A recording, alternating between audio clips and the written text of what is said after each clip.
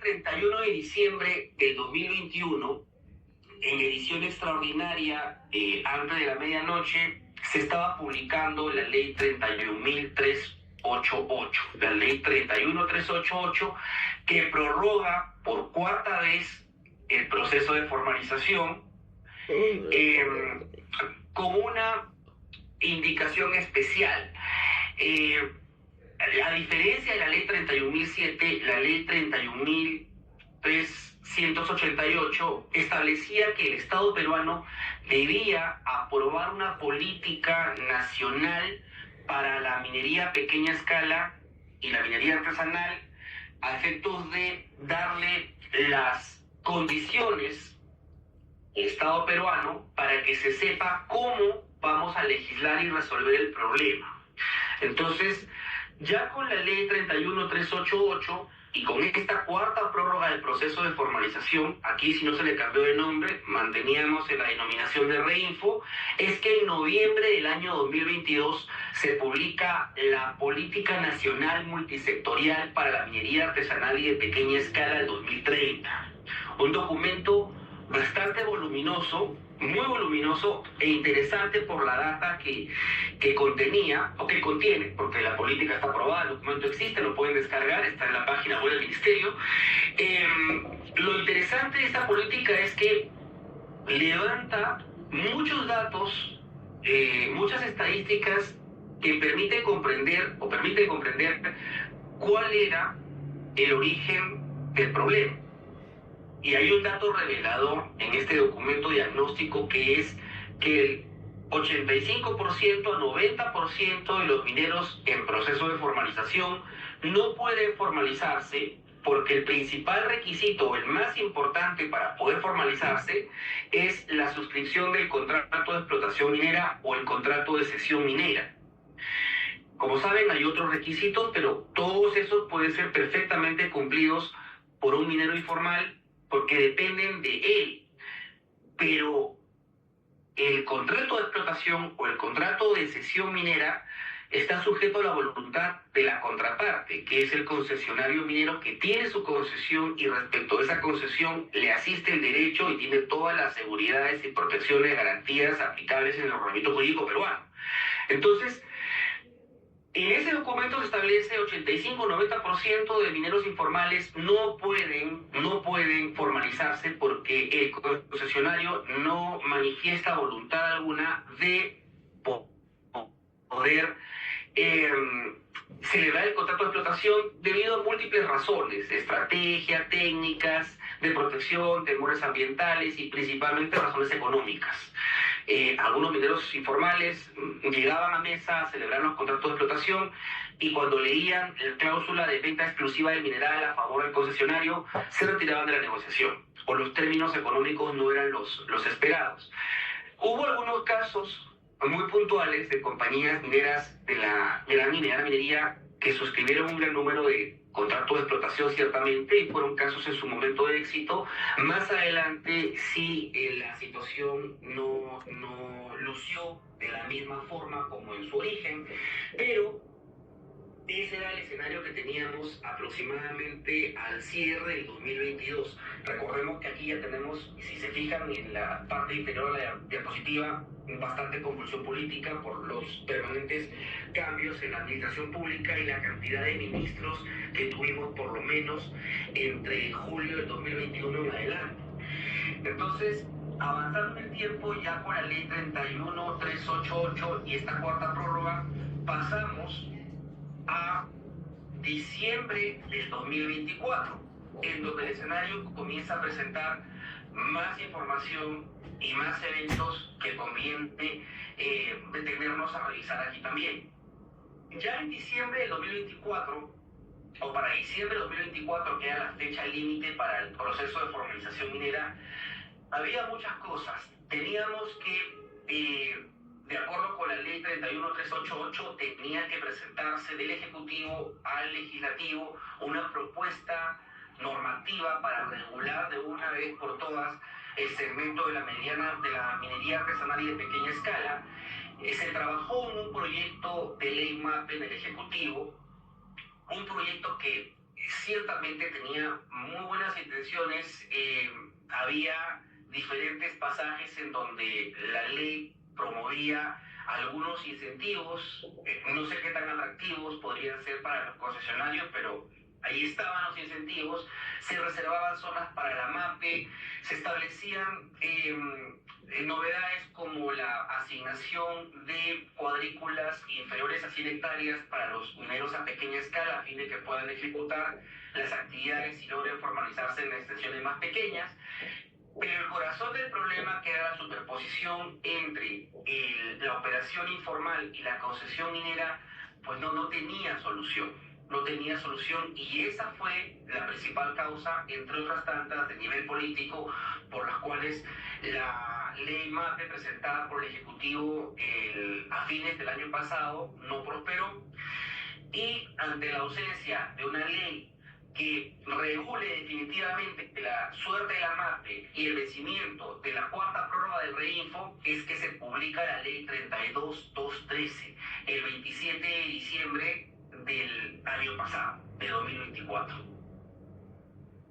Esta ley 32.213 establece que el proceso de formalización ahora va a culminar el 30 de junio del 2025, o sea, aproximadamente, pues, exactamente en un mes.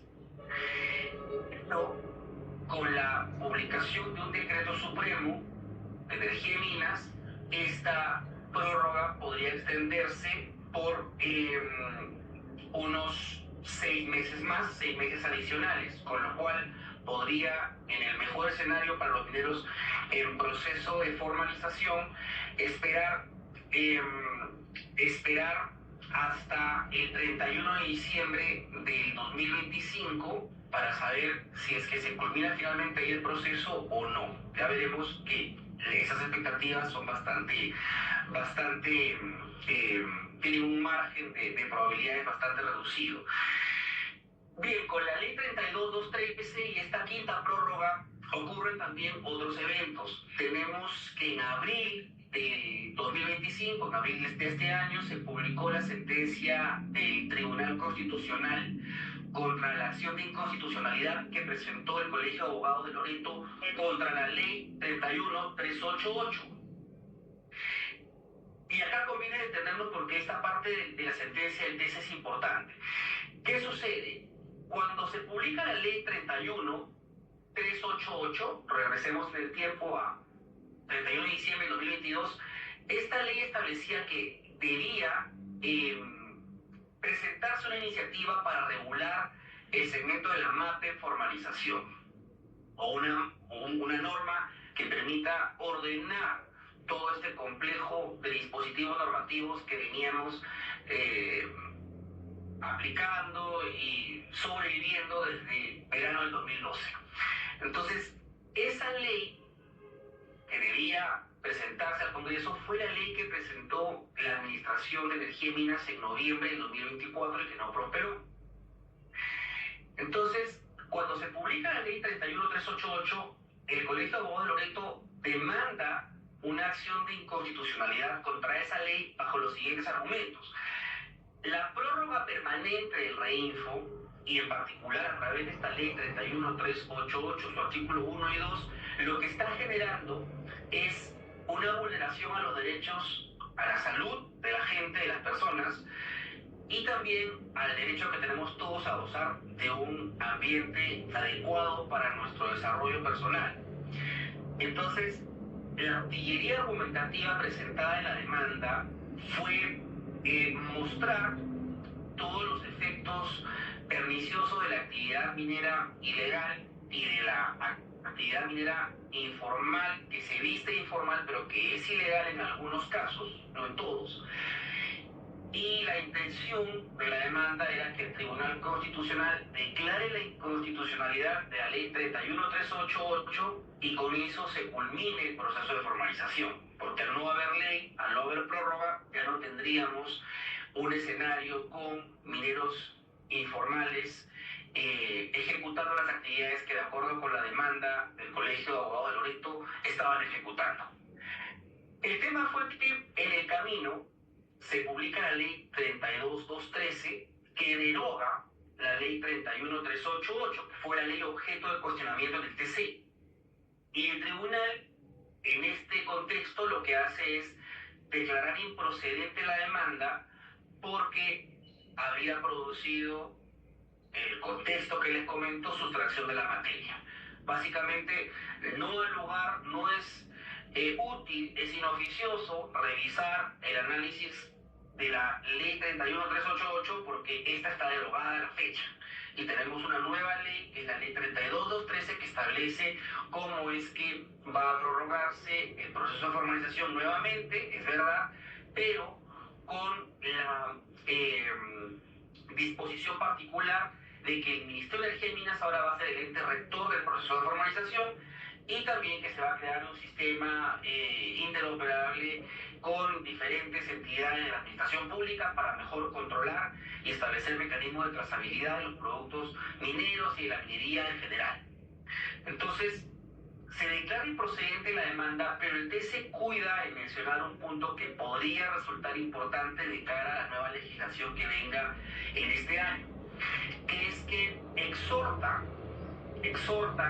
a las autoridades, principalmente al Congreso de la República, a que cuando se vaya a regular la suerte de la minería a pequeña escala y artesanal de formalización, se evite incluir cualquier tipo de disposición relativa a la exención de responsabilidad penal, que era principalmente lo que los demandantes o el demandante estaba cuestionando en la demanda de acción de inconstitucionalidad. ¿Cómo es posible que tengamos un segmento de la minería a pequeña escala en informalidad que contamina el medio ambiente y sobre ella no se puede ejecutar ninguna acción penal? Porque cuando uno va a la fiscalía establece que, de acuerdo con lo que está en el Código Penal y las normas pertinentes, no se puede perseguir a alguien que tenga un registro.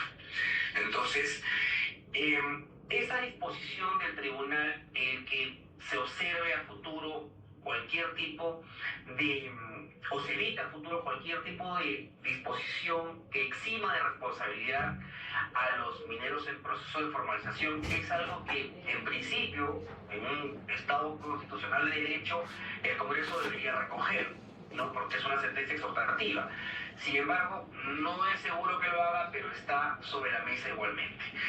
¿Qué más ha ocurrido? Hemos tenido hace también muy poco tiempo, justamente entre abril y mayo, el evento terrible, el atentado en Patás. Tuvimos a propósito de eso la publicación del decreto de urgencia con alcance en Patás.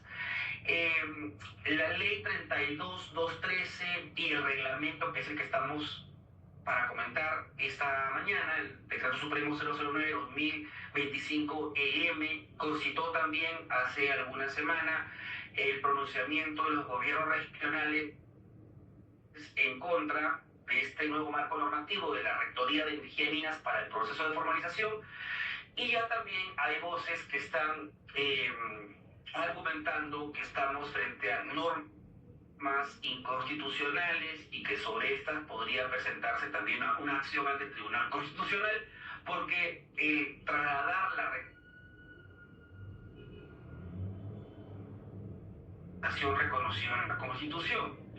Entonces, con todo este cóctel normativo, tenemos también que hasta la semana pasada había 10 proyectos de ley en la Comisión de Energía y Minas, todos orientados a ejecutar modificaciones en la normativa que viene rigiendo para el proceso de formalización minera.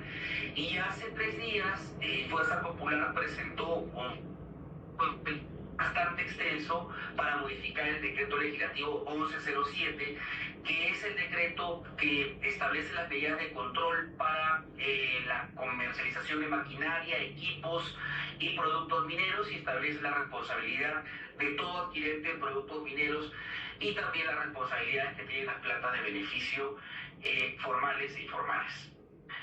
Con todo esto, que es bastante información, tenemos al Supremo que prorrogue ya por 6ª vez el reinfo a la el decreto supremo 925 dice reglamenta, para la redundancia, lo contenido en la ley 32.213. Adicionalmente, como pueden ver, estamos ya a meses de elecciones, con lo cual también habría que tomar en cuenta ese dato para saber si es que verdaderamente el Congreso de la República en este año va a estar orientado a legislar en un sentido o en otro en lo que corresponde a la minería a pequeña escala de formalización, y cuál será el criterio que adoptará la administración pública en el próximo año con el nuevo gobierno. ¿Qué tiene el Decreto Supremo 009-2025? Y aquí vamos avanzando rápidamente para que luego le dé el pase a Lucila, a Luis Ángel y Sebastián por los comentarios que tienen respecto de la norma y algunos puntos a consideración que me parecieron bastante relevantes también.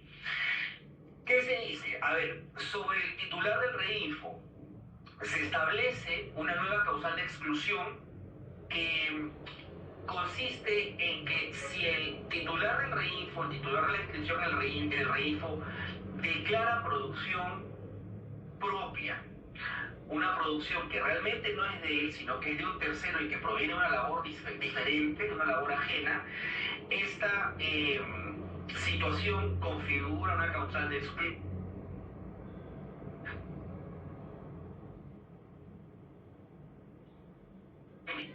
O algún tercero, acá pueden entrar perfectamente los concesionarios o quienes tengan algún tipo de derecho o expectativa legítima respecto del área, podrían activar estos procedimientos de exclusión. Ciertamente el gran impedimento de lo que uno se pregunta aquí es cómo va a ser la verificación, porque el gran problema en los procedimientos de exclusión que hemos padecido en los últimos años ha sido las campañas de supervisión y fiscalización.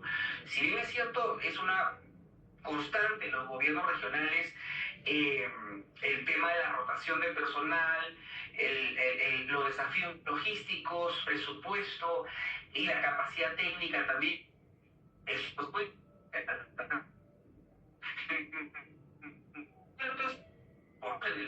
70% de los test técnicos de campo que han servido para excluir o para promover las acciones de exclusión de reinfos han tenido una serie de errores, y esos errores han permitido que los mineros informales en el procedimiento de exclusión, aun cuando se les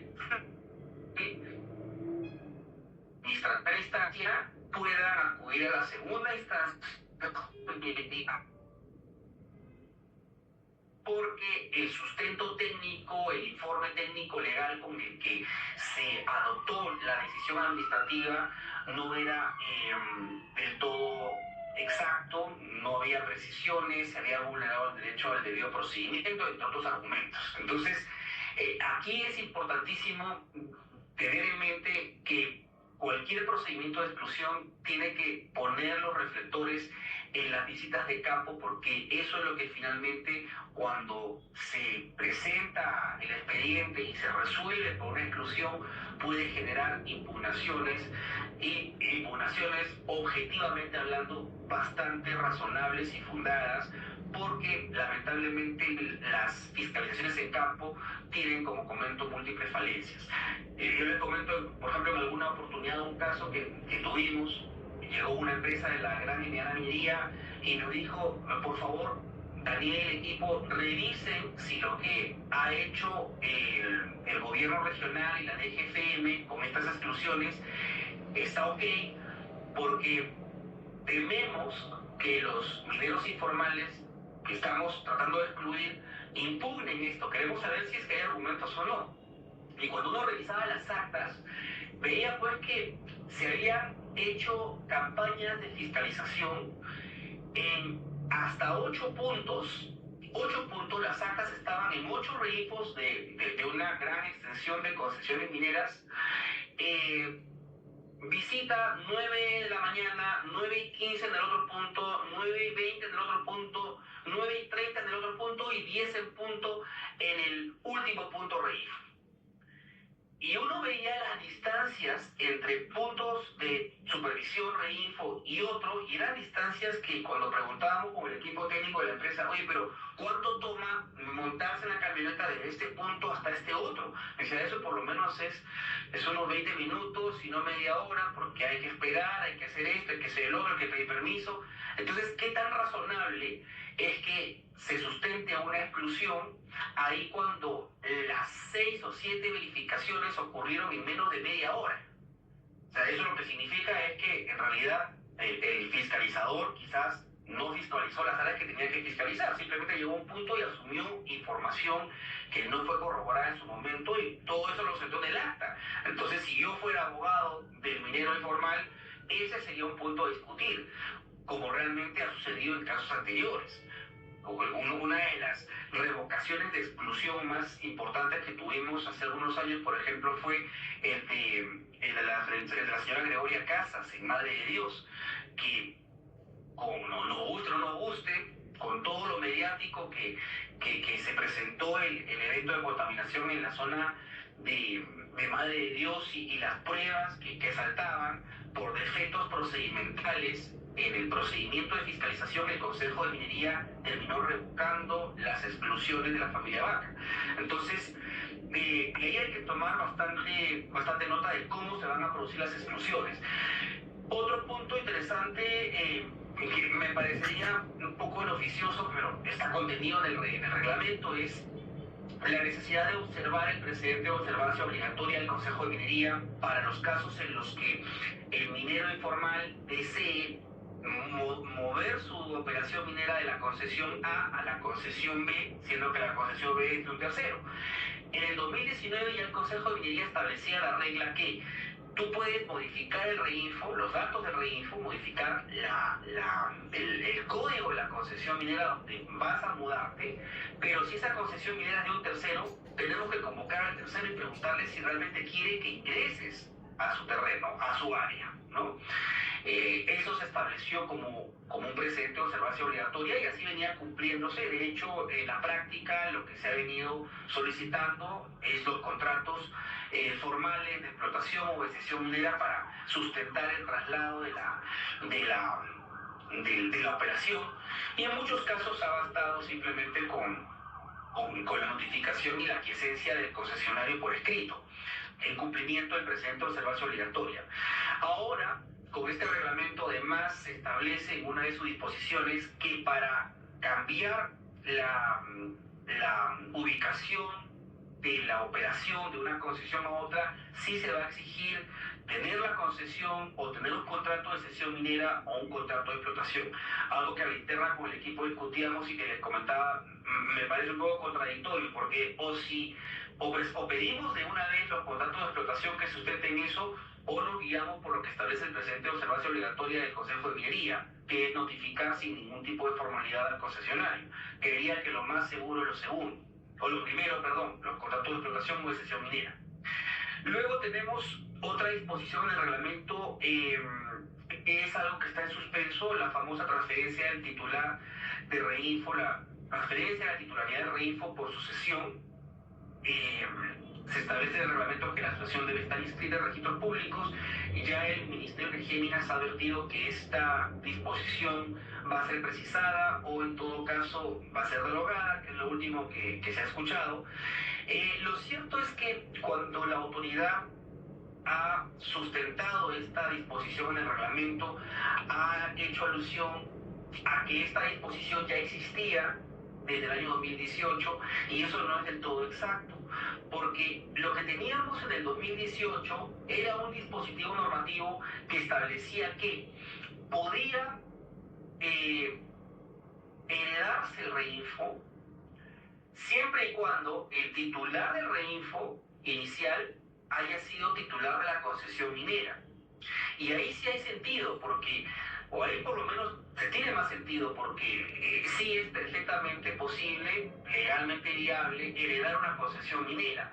De hecho, la Ley General de Minería establece disposiciones para que, en el caso de que tengamos una pluralidad de herederos, pues necesariamente deba constituirse una sociedad minera de responsabilidad limitada, una sociedad legal, a efectos de que el Estado peruano se entienda como una persona jurídica y no con la pluralidad de derechos. Entonces, ahí sí hay un sustento legal, hay una ley que establece que sí es posible hacer eso.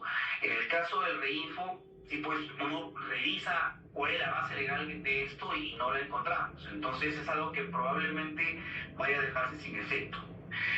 Otras dos medidas importantes y que tienen plazos ya corriendo y que es quizás lo que va a motivar las próximas protestas y marchas contra la norma, es la depuración de los reinfos suspendidos. ¿Qué se establece? Como saben, hay un gran número de mineros que están intentando formalizarse y mantienen su registro vigente porque en su momento presentaron el IGAFON, presentaron el RUC con las características que tiene que tener, o de pronto la inscripción en el registro de insumos químicos y bienes fiscalizados para las plantas. El tema es que hay otro gran número, mayoritario, de mineros en formalización que tienen el registro, el Reinfo suspendido, básicamente porque no cumplieron con estas condiciones. Entonces, para ellos, lo que se está estableciendo es un plazo de 45 días calendarios a efectos de que por lo menos, si quieren mantenerse en el Reinfo y no ser depurados, tengan a bien presentar los aspectos correctivos y preventivos del IGAFON, o sea, presenta tu IGAFON, ten tu cargo de presentación del IGAFON. Dos, solicitar el registro o la inscripción en el registro para el control de bienes fiscalizados, en el caso de las plantas de beneficio informales. Y tres, el declarar la producción minera de forma semestral, lo que era otra condición para levantar la suspensión del Reinfo. La anotación importante acá respecto de la producción minera de forma semestral es que para que te mantengas en el Reinfo, actualmente si la persona está suspendida, tiene que ponerse al día con todas las declaraciones, tiene que declarar por todos los semestres omisos. Luego hay otro plazo importante también que es de 90 días calendario desde la entrada en vigencia de la norma para solicitar a la SUCAMEC la autorización para la adquisición y uso de explosivos y materiales relacionados. Fíjense que aquí, tanto para el IGAFON, tanto para el registro IQF como para la autorización de explosivos, lo que se está pidiendo es la sola presentación de la solicitud, el cargo de presentación del expediente, no la resolución, no la aprobación de la solicitud. La idea es, entenderíamos, por lo menos darle un salvavidas a aquellos mineros que están con el Reinfo suspendido para que ya no cumplan los cuatro condicionamientos, los cuatro requisitos para levantar el Reinfo, levantar la suspensión del Reinfo, por lo menos uno de ellos, ¿no? Pero no puede ser el RUC de ninguna manera porque se supone que ya todos están con el RUC desde la época del 1293. Otras medidas interesantes que se verifican en el reglamento son las relativas al registro de compras de plantas procesadoras y comercializadores tanto de oro como de otros productos mineros. ¿Qué se establece? Bueno, se hacen algunas modificaciones, pero más o menos son lo que ya teníamos antes. Información del vendedor. El registro de compras de las plantas y de los traders debe tener identificados a los vendedores con la información relativa al RUC del vendedor, nombre, apellido, razón social, considerando que sean, si son personas jurídicas, y la acreditación de la inscripción vigente del Reinfo. Ya, eso ya estaba. Lo que se hacía en la práctica no estaba expresamente en la norma, pero ya todas las plantas y las comercializadoras sí tenían esta información en registro, quizás no con las características o con la nomenclatura de la norma, pero lo tenían debidamente mapeado, es la información del producto. Y ahí está la naturaleza del mineral, si este es como sin procesamiento, el origen del mineral, el nombre y código del derecho minero, la cantidad o peso del mineral, la ley del mineral, contenido metálico y el precio de compra, ¿no? Esa es información que hoy todos los registros de compra de las plantas y las comercializadoras, los comercializadores de minerales, sean los que compran, los que venden, deben tener. Ahora, aparejado a esta obligación del registro, está también la del reporte. que sí es lo que levanta algunos temas adicionales, porque la norma establece que va a haber una obligación de mantener el registro actualizado y reportar mensualmente, como si fuese el Estamí, la data al Ministerio de Energía y Minas. La información del registro de compras debe estar a disposición de la autoridad que resulte competente en la fiscalización del comprador. Y acá hay tres temas que llaman la atención. Lo primero es el asunto de la data, ¿no? De batería. La data, que es lo que preocupa sobremanera, porque aun cuando la norma establece que toda la información que se suministra de la autoridad va a recibir el tratamiento confidencial con las seguridades de ley, y se va a proteger y cuidar los datos personales que puedan fluir desde todos los suministrantes de data al ministerio. Lo cierto es que estamos hablando de un secreto industrial, ¿no? La cartera de proveedores mineros, la manera como interactúo con ellos, las condiciones compras, de las ventas, el destino del mineral, sí, debería ser trazado, debería ser debidamente registrado, pero dar toda esa información en paquete al Estado peruano con las diferentes debilidades que tiene el Estado y los riesgos de filtro y fuga de información es algo que podría comprometer no solamente ese secreto industrial, sino también la seguridad física de las personas comprometidas en las operaciones y la seguridad jurídica finalmente, porque lo particular de esta disposición es que llama la atención y preocupa un poco, es que se establece que vamos a tener una autoridad competente para la fiscalización del comprador. Entonces, ¿quién va a ser esta autoridad en estricto? ¿Va a ser DGFM o va a ser alguna de las diferentes autoridades administrativas que se están incorporando al SIGMA, que es el Sistema Interoperable para la Minería Artesanal y de Pequeña Escala? Recordemos que todo esto, como lo veremos más adelante, va a ser data gigantesca que va a estar en manos no solamente de DGFM, sino también de otras entidades públicas. Y lo que se está estableciendo en el reglamento es que a través de directivas se va a organizar de qué manera se utiliza la información. Sí sería importante que estas directivas o estas normas, determinar cuáles van a ser los controles, cómo es que o cuáles van a ser las condiciones para el uso y tratamiento de la data, no estén en una directiva, sino que estén en un reglamento, en una norma, para que ex ante podamos saber más o menos cuál va a ser el circuito de la información que vamos a suministrar a la autoridad. A ver, ¿qué otra cosa más? Respecto al proceso de formalización minera integral, se establece también lo siguiente: hay una lista taxativa de trámites y acciones administrativas a ejercerse por la Dirección General de Formalización Minera, por DGFM. Todo esto se supone que va a ser durante el plazo de vigencia del proceso, que es hasta el 30 de junio del 2025 más 6 meses adicionales. Lo interesante y que no hay respuesta en el reglamento ni tampoco en la ley 32.213 es todo lo que se ha regulado hoy va a tener ultraactividad más allá del 31 de diciembre del 2025. La nueva ley MAPE va a recoger esto, cómo va a ser el nuevo marco normativo a partir del 1 de enero del 2026. ¿Se va a mantener esto? ¿No se va a mantener? Eso es algo que no se encuentra en la norma. Se entendería que la nueva ley MAPE va a recoger este avance y que el SIGMA va a ser parte de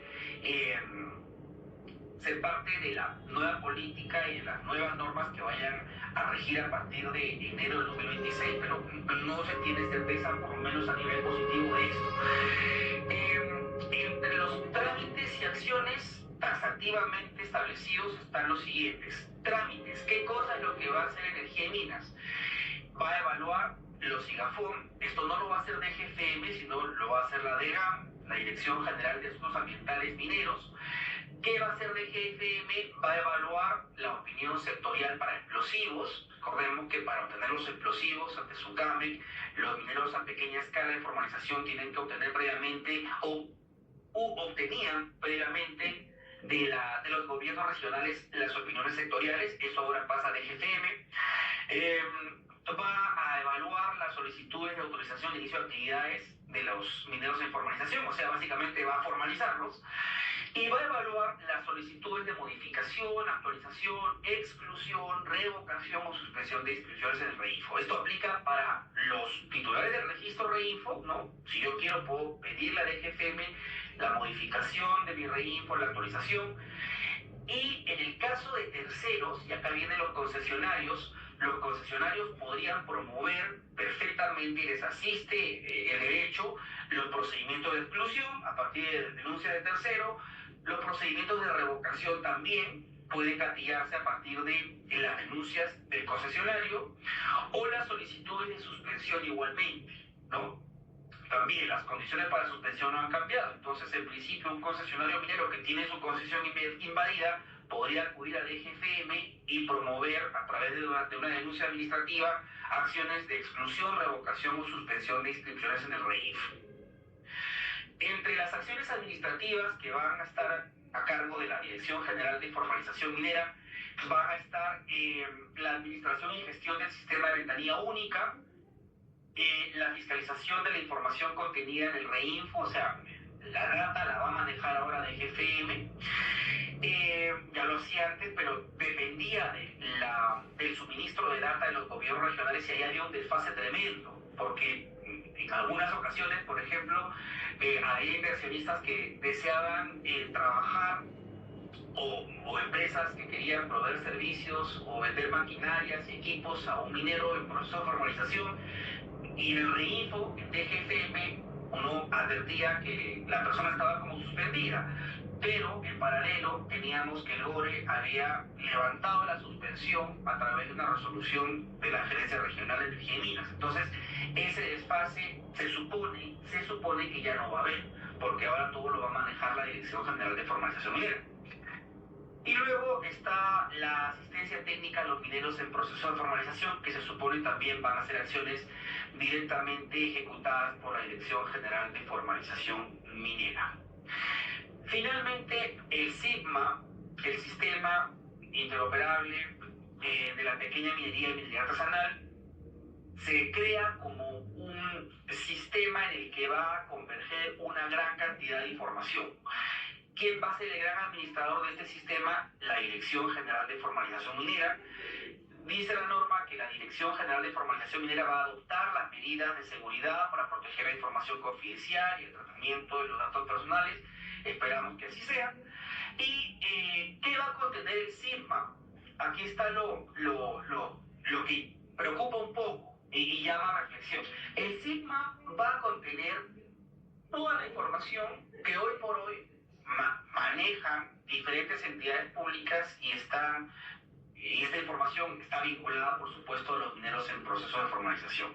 Va a tener la data acerca de los permisos emitidos para los mineros informales o los mineros a pequeña escala en general, inicio de actividades, concesión de beneficio, la información del INGEMET respecto al cumplimiento de las obligaciones de mantenimiento de las concesiones, información del Ministerio del Ambiente y de todos los sistemas de protección y las políticas de protección ambiental que tenemos a partir de la ley del CIA y la ley del ambiente en general, es decir, toda la data de denuncias, instrumentos de gestión ambiental, los planes de manejo ambiental, información sobre los planes de cierre de minas, todo eso se supone que va a ser administrado en este sistema, información sobre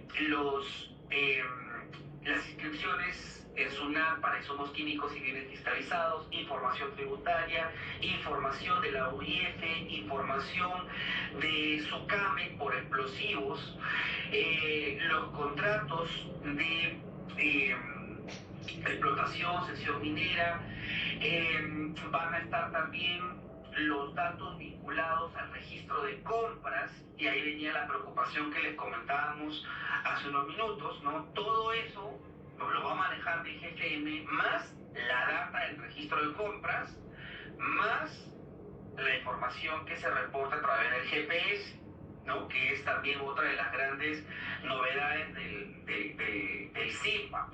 Se establece que van a implementarse sistemas de GPS para poder efectuar mejores controles en la trazabilidad de la producción minera, y que todo eso va a estar interconectado. Las entidades públicas van a poder acceder a esta información respecto a los accesos que te dice la norma, que va a haber un full access para las entidades públicas pertinentes. ¿Cuáles son? Bueno, tendremos que ver de todas ellas. Me imagino que las que quieran tener data acerca de la situación del minero a pequeña escala que le permita evaluar alguna solicitud o ejercer algún control.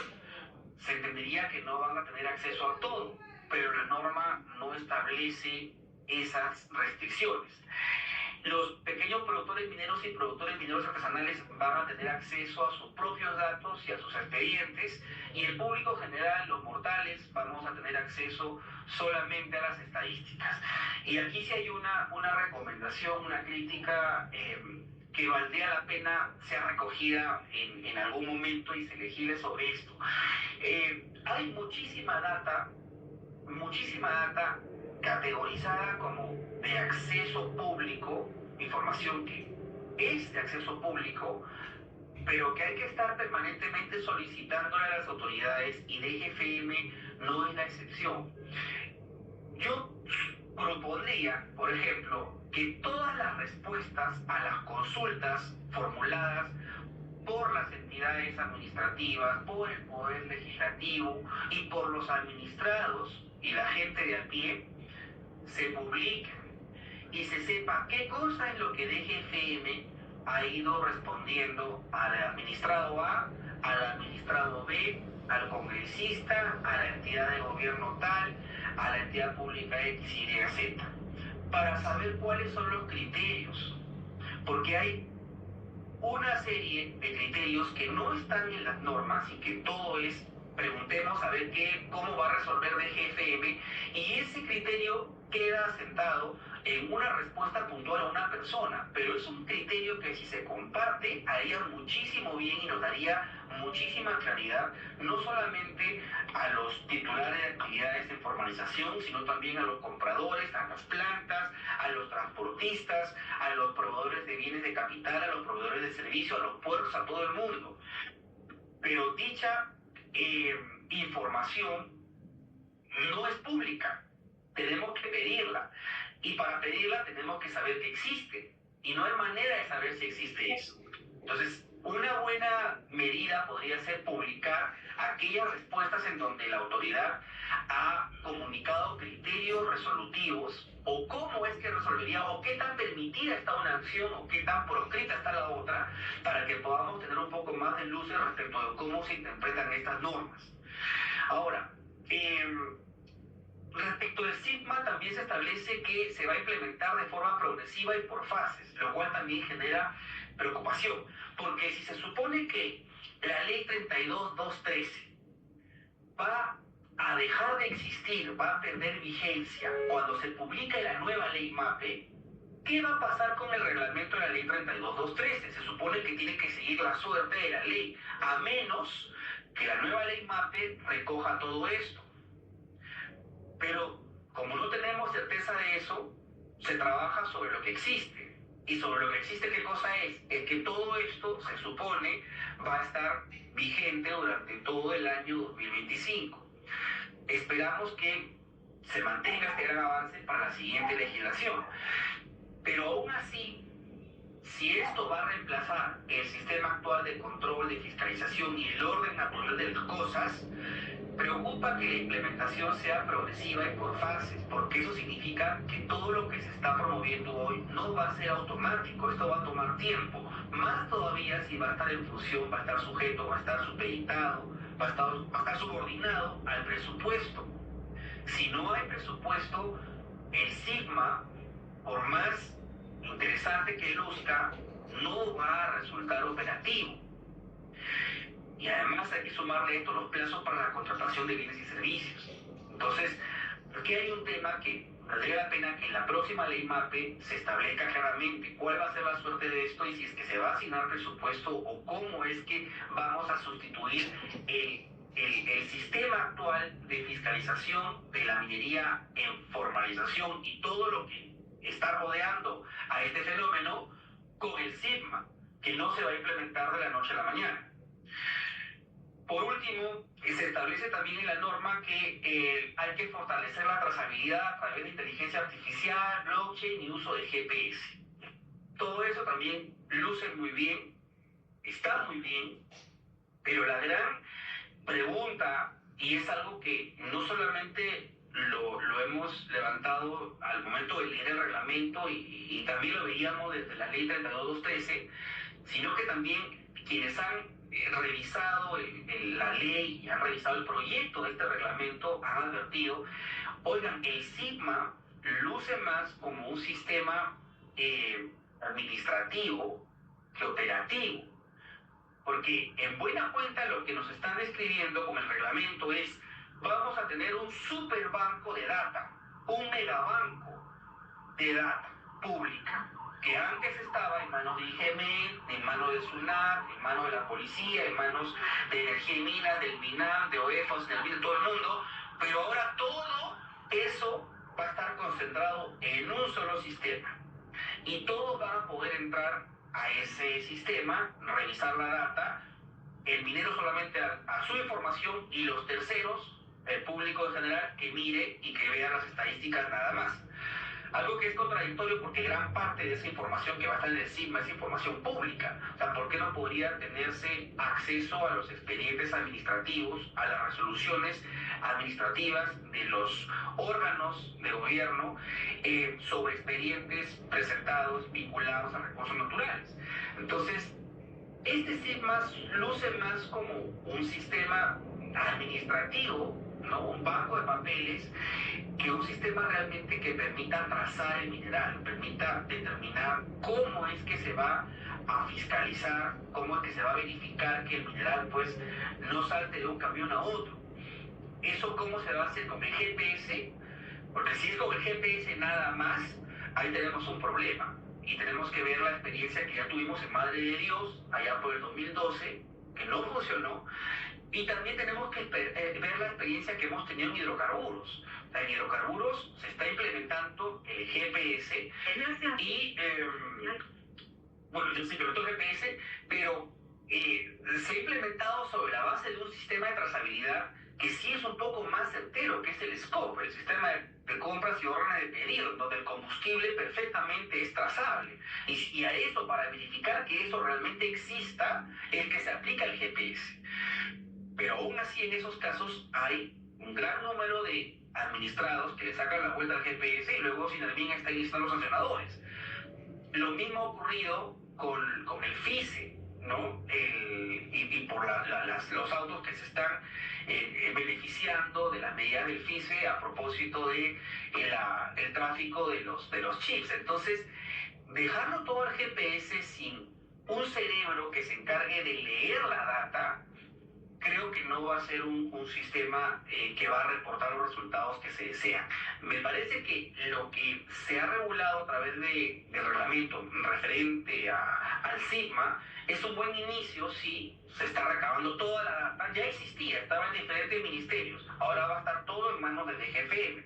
Ya, pero ¿cuál va a ser el cerebro y de qué manera es que se va a leer esa información? El equipo de DGFM es muy técnico, es muy competente, es muy capaz, pero maneja temas mineros a pequeña escala.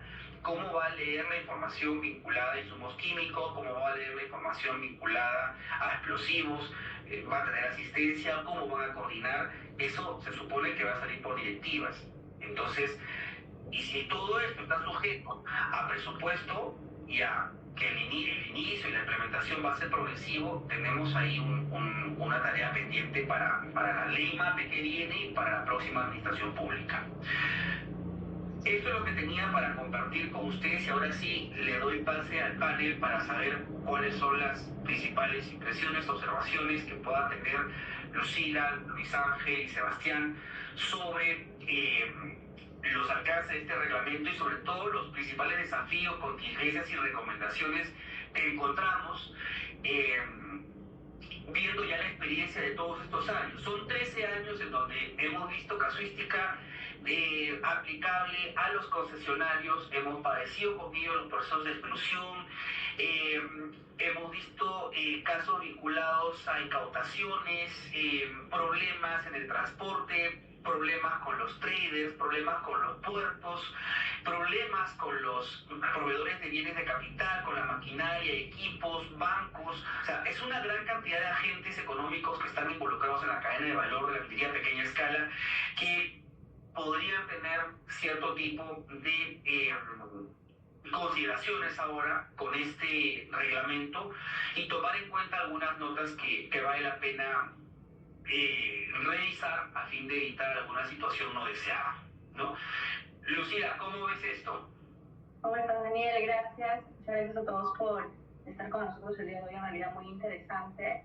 En mi caso sí quisiera recoger algunas consideraciones bastante importantes que sugerimos contemplen los titulares de las concesiones mineras, ¿no?, frente a estas disposiciones reglamentarias. Como bien indicaste, si los mineros informales no cumplen con levantar la suspensión en la que se encuentran actualmente o no cumplen con tener la autorización para la adquisición y uso de explosivos emitida por SUCAMEC en un plazo de 45 y 90 días respectivamente, estos van a ser revocados del REINFO de manera definitiva.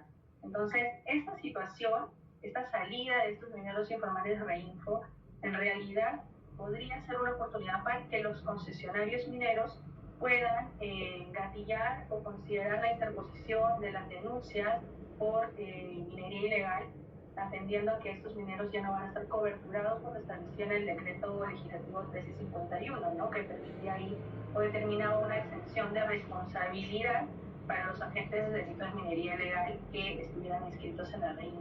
Entonces, en ese caso, si es que ya no están dentro de la esfera del marco del proceso de formalización, estos mineros son revocados de con las actividades que ejecuten sin contar con las autorizaciones correspondientes serían consideradas o configurarían dentro del supuesto de minería ilegal.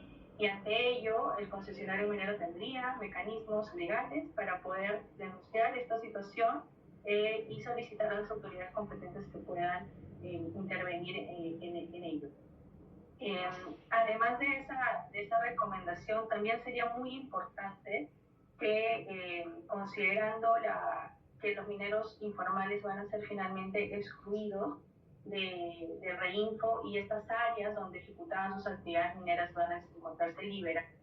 Es importante también que el concesionario minero, las empresas mineras que tengan que determinen que en su área de concesión, en su área donde van a realizar su proyecto minero, ejecutar su proyecto minero, ya no van a existir estos mineros, entonces dejen una constancia para frente a las autoridades poder determinar de que en esta área en adelante, en tal fecha, no se está ejecutando actividad minera informal alguna.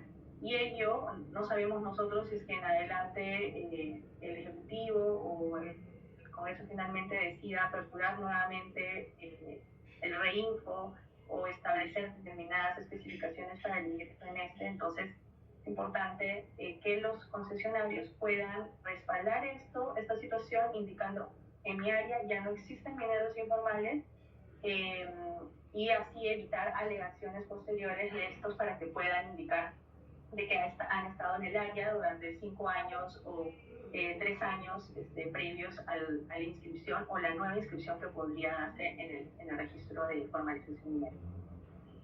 Además de eso, también es muy importante evaluar cómo se quedan las áreas donde estos mineros informales han ejecutado sus actividades mineras.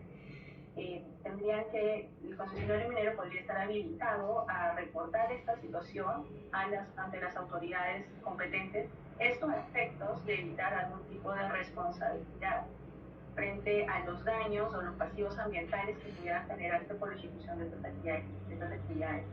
Eso es muy importante porque, en efecto, si es que el minero informal definitivamente o se revoca por no su inscripción en forma definitiva y no se encuentra ya en el área, no necesariamente va a poder realizar las medidas o ejecutar las medidas de cierre previstas en sus instrumentos de gestión ambiental.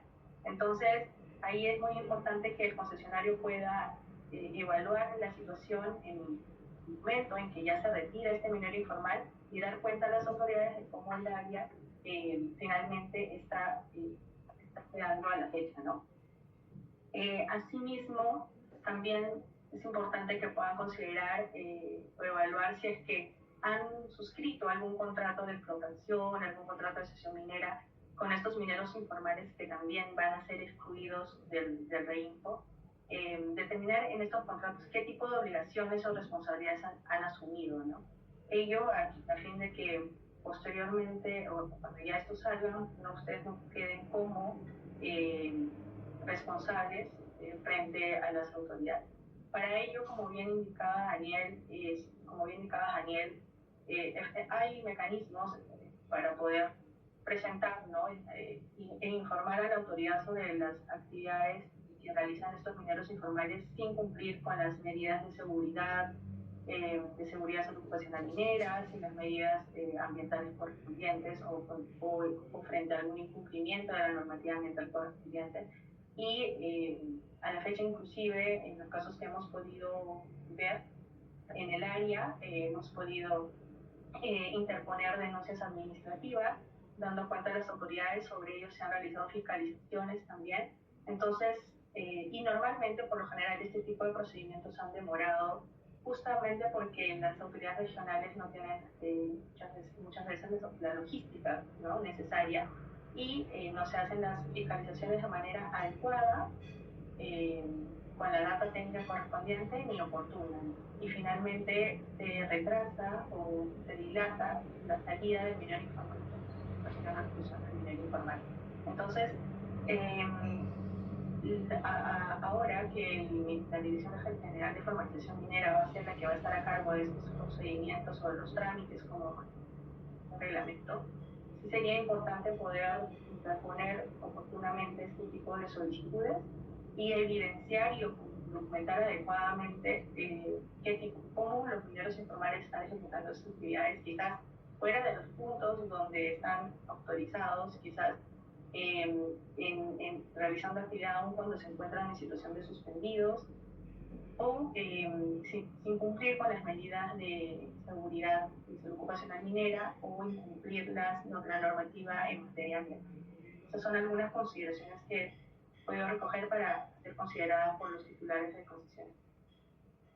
Gracias. No, sí, lo que comentabas ahí me recordaba algunas experiencias con, no todos los GORES, sí con algunos, en donde el gran reto logístico y de la capacidad técnica y presupuesto se ve cuando uno llega a la dirección, a la oficina de la Dirección Regional de Energía y Minas, y te dicen, la ventanilla única es terrible, eso lo comento, pasó en un GORE del norte. Llegué por un procedimiento no minero, sino una aprobación de un plan ambiental detallado de hidrocarburos, y demoraba demasiado el expediente. Yo, señor, ¿qué pasa, no? ¿Por qué no sale el tema? Me dice que estamos atendiendo la ventanilla única. ¿Cuál es la ventanilla única? Acá están 120 expedientes REINFO, todos los expedientes en físico apilados en el piso. Entonces, ese es más o menos el escenario que se tiene en algunos GORES, no en todos. Hay muchos que sí han logrado de forma bastante satisfactoria y eficiente avanzar, pero los más complejos, en donde hay más incidencia de minería informal y de minería ilegal, ahí el tema es bastante complicado. Hay casos en donde, cuando se ha tratado de impulsar los expedientes, los procedimientos, la respuesta es que se perdió el IGA. Es decir, ¿qué hacemos con se perdió el IGA? Vuelvan a presentarlo. Ya se perdió el expediente, rehacimiento de expediente. Entonces eso demora demasiado. Se supone que ahora, con la rectoría del Ministerio de Energía y Minas y con DGFM detrás, no vamos a tener esos episodios. Ahora, también es un poco contradictorio, porque DGFM se creó a mediados del 2013 para resolver este problema, para aplicar las normas y facilitar la formalización. Si hoy en día todos reproducen la misma frase de que el proceso fue un fracaso, bueno, ¿Esto estuvo a cargo de quién? Estuvo con los jóvenes y con DGFM. Entonces la apuesta entendería que es ahora darle toda esa información a DGFM y esperar a que DGFM ejecute aquello que los GORES con sus limitaciones no pudieron.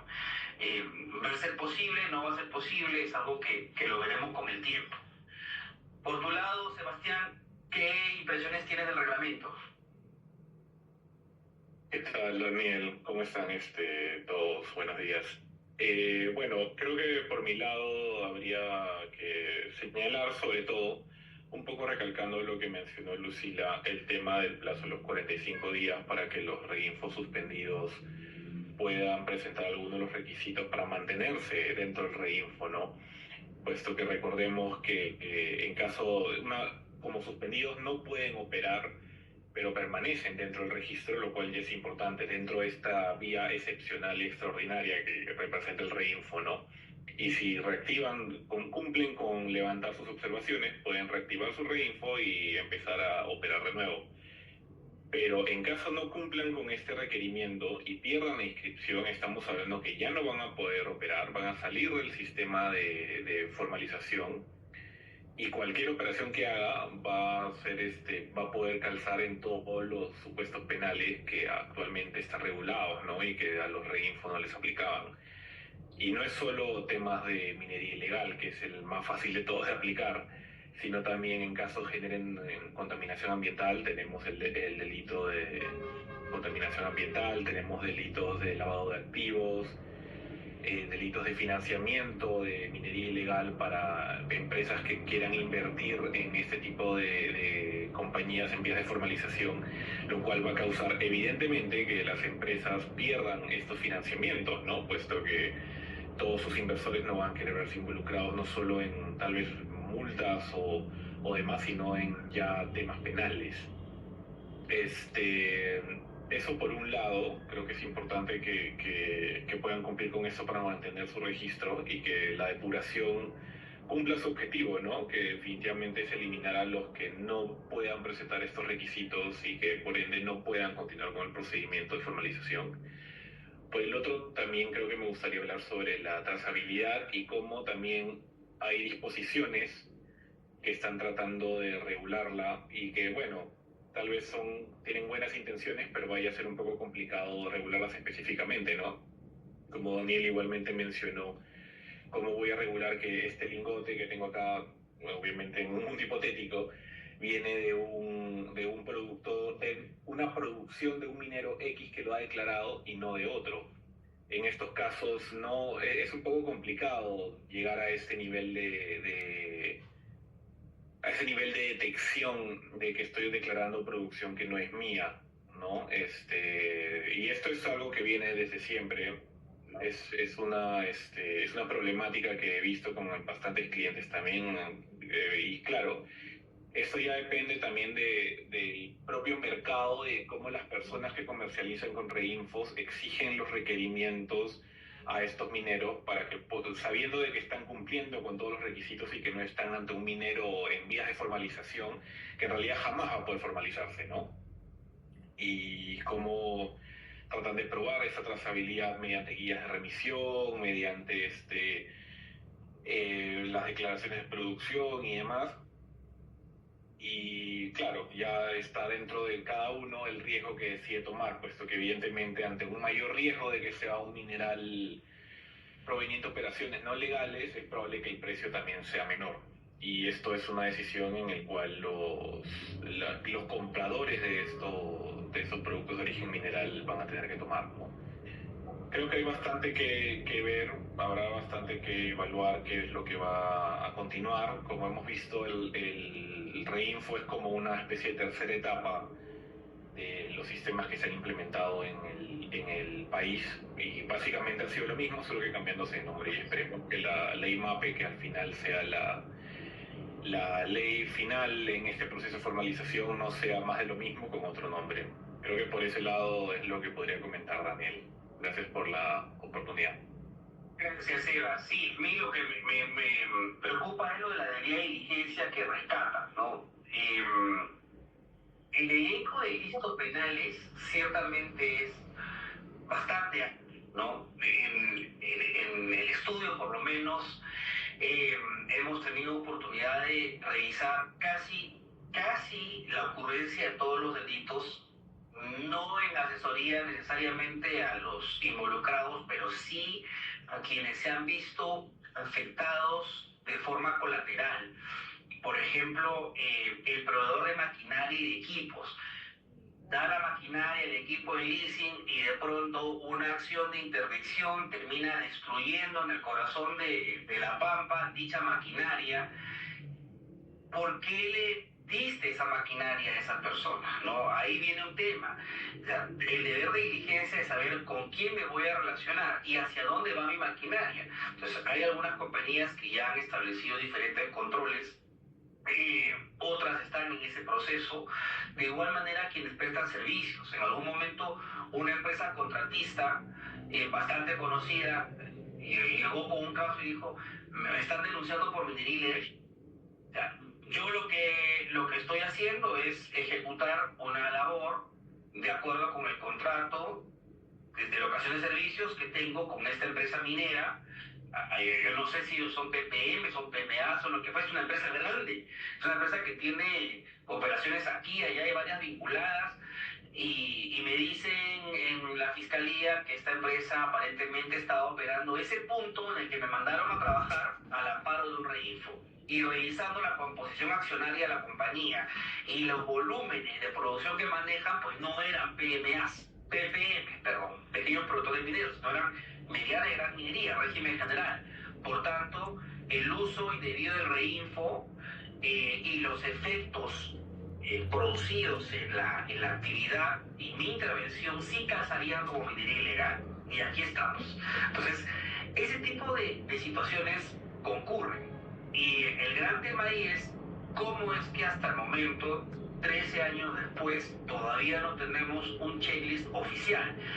Veíamos, y también Lucía lo comentaba, hay un tema con los requisitos, ¿no?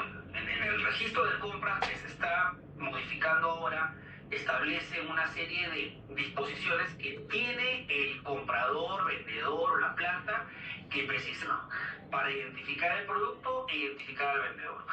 Si eso fuese todo, extraordinario, porque ya el administrado, ¿no?, la empresa de a pie, ya sabe qué cosa es lo que tiene que verificar. En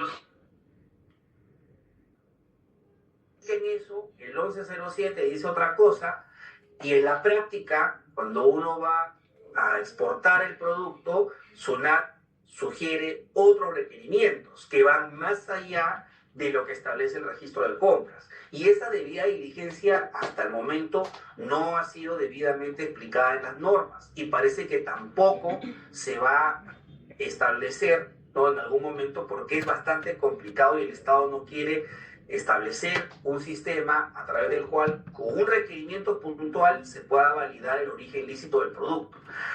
Ya lo intentó en el pasado. En el 2012, el primer intento para establecer un sello de origen era la constancia de origen del oro, que no prosperó. Luego, en el gobierno de Pedro Pablo Kuczynski, con el 1293 y el 1336, se estableció que iba a crearse el sello oro formal, oro peruano. Tampoco prosperó. En su momento se sugirió también que Activos Mineros se encargue de comprar el oro a los pequeños productores mineros y productores mineros artesanales, en el 2012. Entre el 2014 y 2015, Activos Mineros lo que hizo fue celebrar convenios con terceros, pero hoy por hoy no te compra el mineral.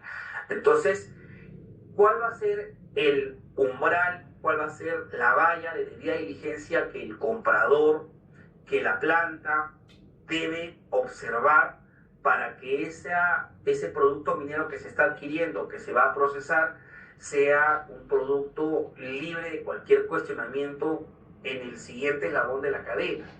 Es algo que por lo menos ni en el reglamento ni en la ley está presente, y la cantidad de delitos, como menciona Sebastián, son bastante amplios. O sea, es una lista bastante larga.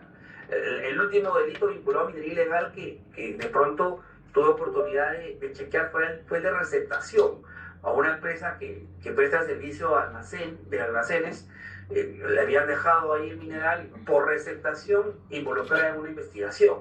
¿Receptación por qué? Porque ese oro provenía, ese mineral era oro y también había otro tipo de minerales, estaba vinculado a una cadena de transporte que provenía de una unidad minera que aparentemente no tenía los permisos, no tenía el registro vigente, en fin, entonces todos involucrados, transportista, el almacén, inclusive hasta la gente de aduanas terminó declarando en el proceso. Entonces, no son pocas las contingencias que pueden gatillarse. Para esto, Luis Ángel, tú que has tenido también la oportunidad de ver en varios temas y varias consultas sobre trazabilidad, ¿cómo ves el reglamento? Hola Daniel, ¿qué tal? Hola a todos también, ¿cómo están? Bueno, efectivamente estamos en un escenario de incertidumbre, ¿no? Creo que esa es la palabra que podría definir cuando hablamos acerca de trazabilidad en el Perú, ¿no? No tenemos certeza de cómo la norma realmente recoge la trazabilidad, sino que se encuentra disgregada en diferentes dispositivos legales. Y en buena cuenta es la práctica la que viene definiendo qué se entiende por trazabilidad, ¿no? Y obviamente la práctica me refiero a cómo es que las entidades administrativas supervisan y fiscalizan a toda gente en la cadena que comercializa minerales. Entonces, en mi opinión, el reglamento nace en un contexto bastante complicado, ¿no? Que bien lo has mencionado hoy, Daniel, acerca de lo que ha ocurrido lamentablemente en Patás, ¿no? Unos días después, prácticamente 8, 9, 10 días después, nace este reglamento. Entonces, con un intento, desde mi opinión, creo yo, de demostrar que se puede ordenar la minería en pequeña escala. Intentos como estos, por ejemplo, el hecho de que el Ministerio ahora busca retomar esta rectoría, tanto en trámites y procedimientos. Sin embargo, este propio reglamento establece que el propio Ministerio puede celebrar convenios con cada dirección regional para que también asuman los trámites y procedimientos. Entonces, es como que señala abiertamente que va a tomar una rectoría, pero aún así deja abierta la puerta a que pueda seguir llevándose a cabo todos los trámites en cada dirección regional a nivel Perú. Otro punto que también me llama la atención acerca de este reglamento tiene que ver con esta posibilidad de que la norma señala el apoyo de la dirección regional para aquellas diligencias de campo, ¿no? Y aquí el Ministerio reconoce pues en esta norma que tiene la poca capacidad quizás logística para poder cubrir a nivel nacional todo lo que demandan las actividades mineras. Entonces va a requerir del apoyo de la DREN. Entonces, esto ha generado como consecuencia en la coyuntura que recientemente la Asamblea Nacional de Gerencias Regionales se pronuncia respecto de esta rectoría, ¿no? E inclusive he leído recientemente ahí por noticias que también de la mano con la CONFEMIN y demás acciones mineras van a buscar demandar y pedir la constitucionalidad de este reglamento. Entonces, creo yo esto en respuesta a que la norma nace en un intento, desde mi opinión, un poco apresurado de demostrar que se puede todavía ordenar en este momento la pequeña minería, y creo yo que demanda mucho más que solamente una norma, ¿no? Otro punto que grafica este intento del Ministerio, en mi opinión, tiene que ver con la denominada depuración. Y la denomino depuración entre comillas porque en buena cuenta no es como tal una depuración, ya que la norma te dice específicamente que tienes que presentar alguno de los requisitos para mantenerte suspendido. Si precisamente lo que se busca es que continuemos el proceso de formación minera con aquellos que tengan intención, con aquellos que se mantengan vigentes, en este caso el reglamento, en un intento bastante quizás no tan agresivo, un intento mucho más leve, no dice, ok, voy a permitir que puedas cumplir algunos de los requisitos para no excluirte de este proceso de formación minera y te mantengas suspendido. Entonces, creo que es un intento del Ministerio de impulsar, pero todavía con muy poca fuerza, ¿no? Ya de cara a los comentarios que tienen que ver con quizás los agentes que están en la cadena, me gustaría hablar acerca del comercializador, ¿no? que es el trader, ¿no? Aquel que está en medio del mercado y que se mueve entre proveedores, plantas, almacenes, y que en buena cuenta es quien articula también el mercado. Entonces, el trader, para este reglamento, tiene una obligación que ya estaba recogida, pero que hoy se ha desglosado a través de información, como bien mencionabas, de la ley de minerales, ¿no? la información de la venta, el precio incluso de la venta del mineral, tanto oro como también otros minerales, que debe ser reportado mensualmente. Sin embargo, la norma también aquí se queda bastante corta porque no nos dice cuál va a ser la consecuencia de incumplir este reporte mensual. Y si vamos más allá todavía, ¿no? ¿Qué pasaría si yo, que soy planta de beneficio, le compro a un comercializador que no está cumpliendo con esta obligación? Estoy cumpliendo con verificar el origen lícito si le compro a un comercializador que no cumple con reportar mensualmente información transcendental de las compras que realiza. Entonces la norma no se pone realmente en ese supuesto. Entonces, creo yo que estos puntos vacíos, ¿no? Dejan en evidencia que el reglamento ha sido elaborado quizás en un contexto bastante apresurado, ¿no? En un contexto quizás que no ha generado que se puedan meditar cómo llevar a cabo cada modificación o cada cambio. Solo para culminar, el tema del GPS, que también he visto regulado en este reglamento, que me llama la atención, y que tampoco señala cómo es que se va a articular, ¿no?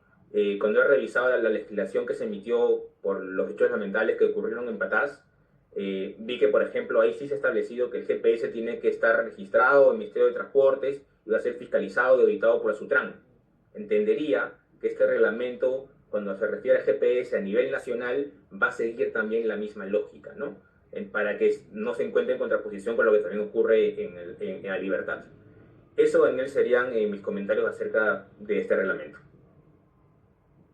Gracias, Luis Ángel. Sí, tenemos ahí muchísimas dudas todavía. Esperemos a ver que salga la próxima semana o en estos días el decreto supremo que precise los alcances de este reglamento, de acuerdo con lo ofrecido por el Ministro de Energía y Minas, y seguramente también debe estarse publicando en los próximos días o semanas el decreto supremo que prorrogue la vigencia del REINFO nuevamente. Esa sería la sexta prórroga.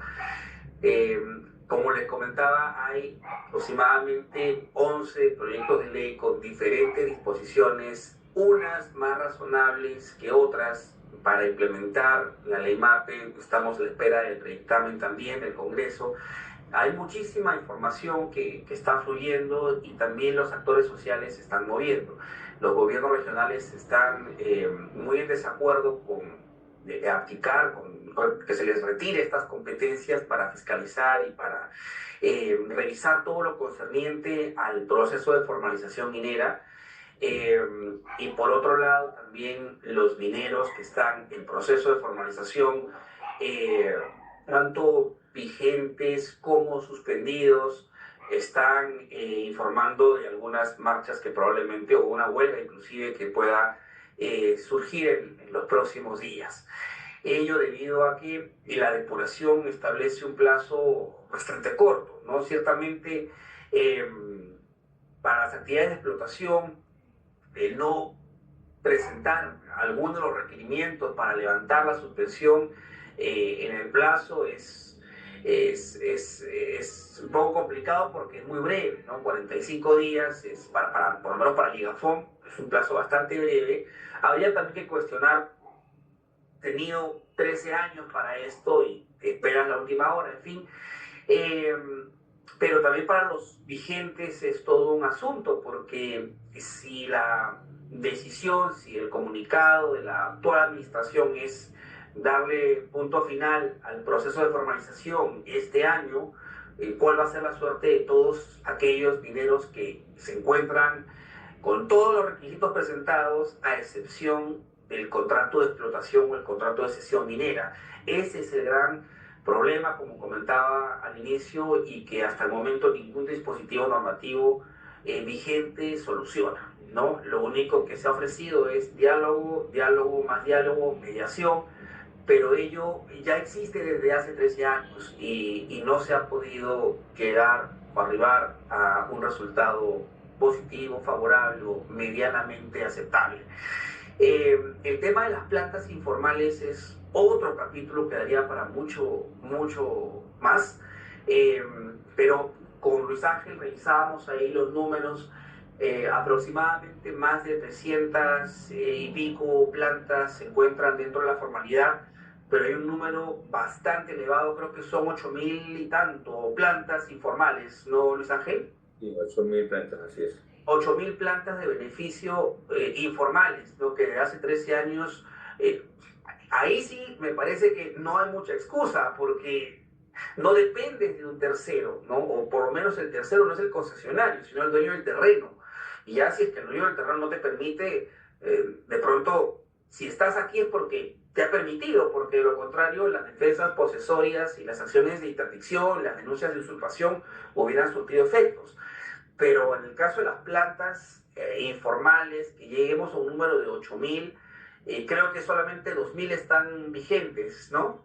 Solamente 2.000 del universo de 8.000, ¿no? Si 2.000 y pico del universo de plantas informales vigentes, el resto suspendidas. Entonces ahí hay un gran tema, ¿no? Porque gran parte del mineral ilegal eh, pasa por algunas plantas informales, ¿no?